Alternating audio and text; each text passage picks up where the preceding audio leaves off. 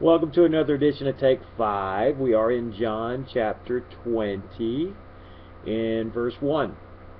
Now on the first day of the week, Mary Magdalene came to the tomb early while it was still dark and saw that the stone had been taken away from the tomb.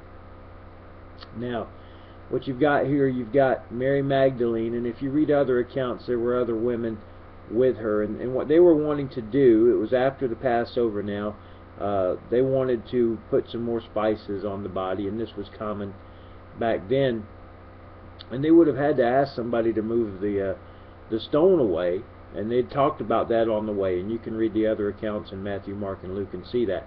But verse 2, but anyway, the stone's been moved away, so she doesn't go all the way in.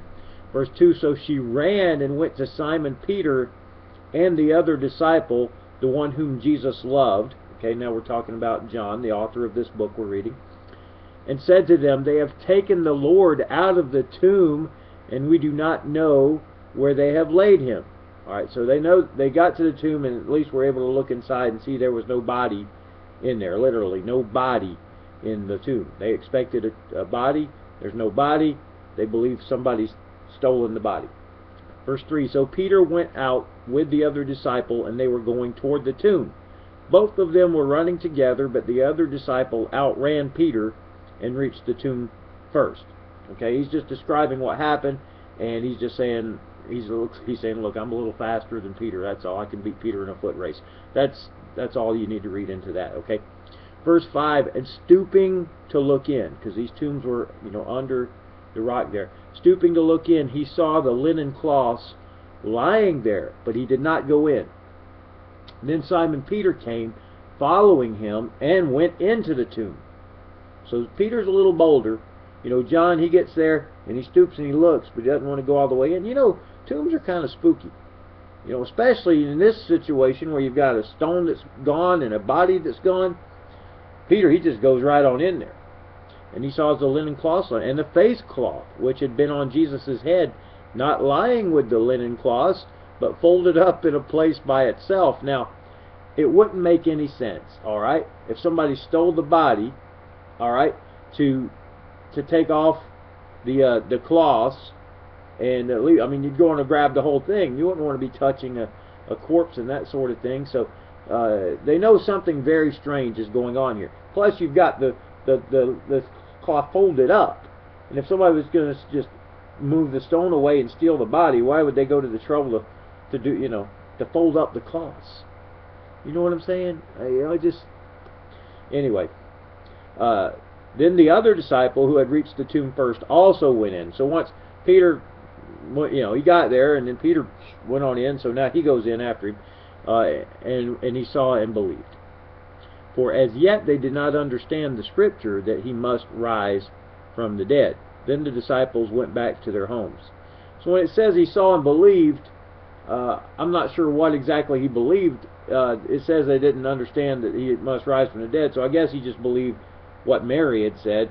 They believed that somebody had taken the body.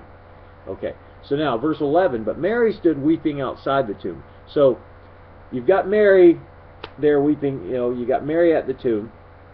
You've got Peter and John, they've now gone back to their homes. They didn't hang out. Mary was hanging out there. Okay, and as she wept, she stooped to look into the tomb. Okay, now she's getting a little more curious after these guys had been in there. And she saw two angels in white sitting where the body of Jesus had lain, one at the head and one at the feet. They said to her, Woman, why are you weeping?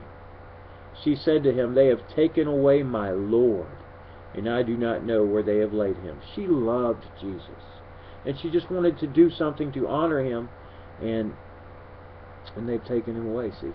Verse 14, having said this, she turned around and saw Jesus standing, but she did not know that it was Jesus. Now you got to remember, her eyes are filled with tears, her mind is filled with all kinds of thoughts. She's very emotional.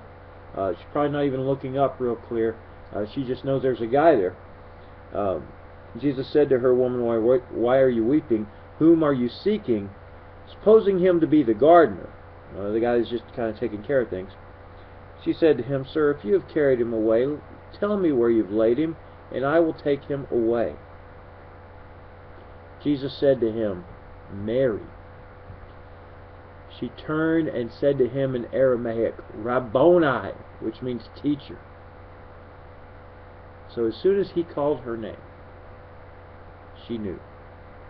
This is such a tender, tender moment. And I'm going to take Billy Joel's advice right now. And I'm going to leave a tender moment alone. I'll see you next time on the next edition of Take 5.